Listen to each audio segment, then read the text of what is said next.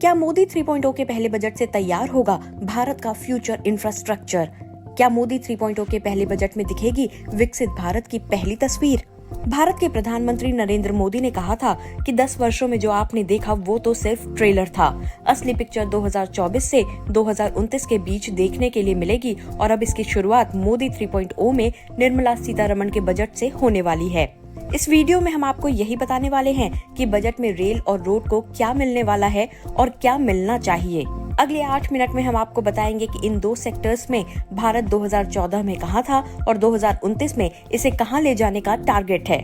हम आपको ये भी बताएंगे कि कैसे नरेंद्र मोदी की सरकार अपने 15 वर्षों के शासन को भारत के इंफ्रास्ट्रक्चर का गोल्डन युग बना सकती है। लेकिन उससे पहले आपसे रिक्वेस्ट है कि चैनल जरूर सब्सक्राइब करें। आर्थिक समस्या के कारण हम लगातार वीडियो नहीं बना पा रहे हैं, इसलिए अगर आप हमें फाइनेंशियल सपोर्ट करना चाहते हैं तो सुपर थैंक्स खरीदकर यूपीआई, फोन पे, गूगल पे या पेटीएम कर सकते हैं। आपकी मदद हमें लगातार और बेहतर कंटेंट बनाने के लिए प्रोत्साहित करेगी। लगातार तीसरी बार प्रधानमंत्री बनने के बाद नरेंद्र मोदी से उम्मीद की जा रही है कि वो भारत को दुनिया की फैक्ट्री बनाने वाले बड़े और निर्णायक फैसले लेंगे, जिसमें उनका सबसे ज्यादा फोकस इंफ्रास्ट्रक्चर पर होगा।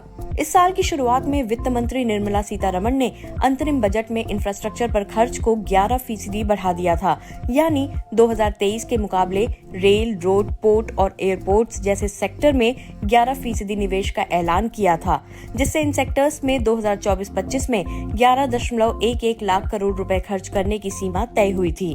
पिछले कुछ वर्षों की बात करें तो इंफ्रास्ट्रक्चर पर खर्च 33% ज्यादा है, जिससे देश के विकास को नई उड़ान मिलेगी। इंफ्रास्ट्रक्चर में भी नरेंद्र मोदी का फोकस रेल और रोड पर सबसे ज्यादा है, जिसमें रोड की जिम्मेदारी हाईवे मैन के नाम से मशहूर नितिन गडकरी के पास है और रेलवे की जिम्मेदारी टेक्नोक्रेट से पॉलिटिशियन बने अश्वनी वैष्णव के पास है। रोड और रेल दोनों ही सेक्टर में तेजी से काम हो रहा है। अगर फरवरी के अंतरिम बजट की बात करें तो सड़क परिवहन और राजमार्ग मंत्रालय को 2.78 लाख करोड़ रुपए दिए गए, जो 2023-24 की तुलना में 2.8% अधिक है, जबकि रेलवे को 2.55 लाख करोड़ रुपए दिए गए थे, जो 2023 के 2.4 लाख करोड़ रुपए के ऐतिहासिक आवंटन के बाद सबसे ज्यादा है। आप एक तरह से देखें तो 11.11 लाख करोड़ का करीब 50% सिर्फ रेल और रोड पर खर्च किया जा रहा है। इससे सरकार का फ्यूचर प्लान साफ होता है। अब सवाल है कि बजट में रोड और रेल के किन प्रोजेक्ट्स के लिए कितना पैसा मिल सकता है और कितना मिलना चाहिए। पहले रोड सेक्टर की बात करते हैं। भारत में पिछले 10 वर्षों में अगर किसी सेक्टर में सबसे ज्यादा काम हुआ है तो वो है हाईवे और एक्सप्रेसवे। सड़क परिवहन और राजमार्ग मंत्रालय वर्ष 2047 तक का मास्टर प्लान भी बना चुका है, जिसमें super expressway, high speed corridor और नेशनल हाईवे शामिल हैं। मास्टर प्लान में 49,000 किलोमीटर से अधिक हाई स्पीड कॉरिडोर बनाने की योजना है। इस पर कुल 19 लाख करोड़ रुपए के खर्च का अनुमान है। फिलहाल सड़क परिवहन मंत्रालय का सालाना बजट सिर्फ 2,78,000 करोड़ का है, लेकिन फ्यूचर प्लान 19 लाख करोड़ रुपए का है। फिलहाल देश में 4,000 किलोमीटर हाई स्पीड कॉरिडोर है, जबकि 6,000 kilometre high speed corridor under construction है। सोचिए 2024 में सड़क परिवहन मंत्रालय को 2,78,000 करोड़ रुपए का बजट मिला है, जबकि 1 लाख करोड़ रुपए खर्च करके तो सिर्फ दिल्ली मुंबई एक्सप्रेसवे बन रहा है, जबकि टारगेट 49,000 किलोमीटर सड़क का है। पीआईबी के आंकड़ों के मुताबिक वर्ष 2013-14 में हर दिन 11.6 किलोमीटर नेशनल हाईवे बन रहे थे, जबकि 2022-23 में ये आंकड़ा बढ़कर 28.3 किलोमीटर प्रतिदिन पहुंच गया। मतलब रफ्तार 2.5 गुने से भी ज्यादा तेज हो चुकी है। इतना ही नहीं, 2012 में राष्ट्रीय राजमार्गों की कुल लंबाई 91,000 किलोमीटर थी, जो 2022-23 में बढ़कर 1,45,240 किलोमीटर पहुंच गई है। यानी 10 वर्षों में करीब 55,000 किलोमीटर से ज्यादा नेशनल हाईवे का निर्माण किया गया। भारत ने पिछले 9 वर्षों में इतनी सड़कें बना दी हैं कि सड़क नेटवर्क के मामले में अमेरिका के बाद दूसरे नंबर पर पहुंच चुका है। अकेले 2023-24 में 2.81 लाख करोड़ रुपए की लागत से 13,800 किलोमीटर का नेशनल हाईवे का निर्माण किया गया, जो 2022 के मुकाबले 33% ज्यादा है। नितिन गडकरी सड़क निर्माण की गति को और तेज करना चाहते हैं। इसके लिए बड़े पैमाने पर प्राइवेट प्लेयर की मदद ली जा रही है। टोल टैक्स की मदद से भी पैसे की कमी को पूरी करने की कोशिश है। 9 वर्ष पहले सरकार को टोल टैक्स से 4,770 करोड़ रुपए मिलते थे। 2023 में टोल टैक्स कलेक्शन 41,342 करोड़ रुपए हो चुका है, यानी 10 गुना ज्यादा। सरकार की कोशिश है कि 2030 तक 1,30,000 करोड़ रुपए प्रतिवर्ष टोल टैक्स से कमाए जाएं। इन सब के बावजूद बजट में सरकार को रोड इंफ्रास्ट्रक्चर के लिए ज्यादा फंड देना चाहिए, क्योंकि भारत को दुनिया की फैक्ट्री बनाने में रोड सेक्टर की अहम भूमिका होने वाली है। रोड सेक्टर के बाद बात करते हैं रेलवे की। पिछले 10 वर्षों में सरकार का रेलवे पर काफी फोकस रहा है। शायद इसी कारण 2024 के अंतरिम बजट में रेलवे को 2,55,000 करोड़ रुपए का फंड देने का ऐलान किया गया, जो 2023 के मुकाबले 15,000 करोड़ रुपए ज्यादा है। इस बजट में भारतीय रेलवे के लिए भी कई खास ऐलान किए जा सकते हैं। जानकारी के मुताबिक बजट में नई रेल लाइन बिछाने का ऐलान हो सकता है। आगामी बजट में यात्री क्षमता और सुरक्षा बढ़ाने पर ज्यादा फोकस किया जा सकता है।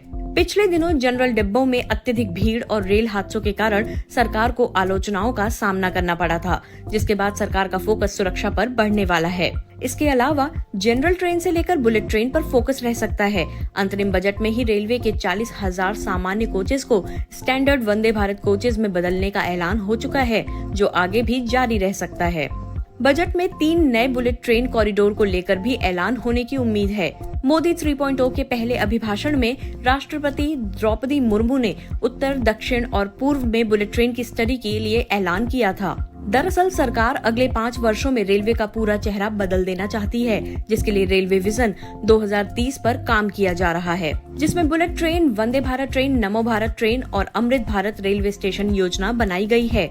रेलवे की कोशिश है कि 2027 तक मुंबई अहमदाबाद के बीच देश की पहली बुलेट ट्रेन चलने लगे।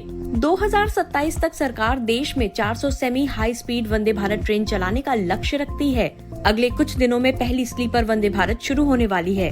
2030 तक दिल्ली के आसपास के 5 शहरों को नमो भारत ट्रेन से जोड़ने की योजना है। फिलहाल नमो भारत के दिल्ली मेरठ रूट का एक सेक्शन शुरू हुआ है। सिर्फ ट्रेन ही नहीं, सरकार का ध्यान रेलवे स्टेशन पर भी है। सरकार देश के 1309 रेलवे स्टेशन को रीडेवलप कर रही है। इसके लिए अमृत भारत योजना शुरू की गई है। इसके लिए 24,470 करोड़ रुपए का बजट है। पहले चरण में 27 राज्यों में 508 रेलवे स्टेशंस का पुनर्विकास किया जा रहा है। दूसरे चरण में 801 रेलवे स्टेशंस का डेवलपमेंट होगा। यात्री रेल के अलावा सरकार रेलवे के फ्रेट कॉरिडोर पर भी काम कर रही है। फिलहाल देश में 2 फ्रेट कॉरिडोर हैं। पहला 1839 किलोमीटर का ईस्टर्न डेडिकेटेड फ्रेट कॉरिडोर है और दूसरा 1504 किलोमीटर का वेस्टर्न डेडिकेटेड फ्रेट कॉरिडोर है। ऐसे ही 3 और इकोनॉमिक कॉरिडोर को बनाने का प्लान भी तैयार है। रेलवे पर सरकार का फोकस कितना ज्यादा है, इसे ऐसे समझिए कि 2013 में रेल बजट 63,363 करोड़ रुपए का था, जबकि 10 वर्ष बाद 2023 में ये 2,40,000 करोड़ रुपए था, यानी करीब 400% ज्यादा। रेल को भारत की लाइफलाइन माना जाता है और अब इसे इस तरह अत्याधुनिक बनाया जा रहा है कि इसे लोग भारत को विकसित बनाने वाली लाइन भी कहने लगेंगे।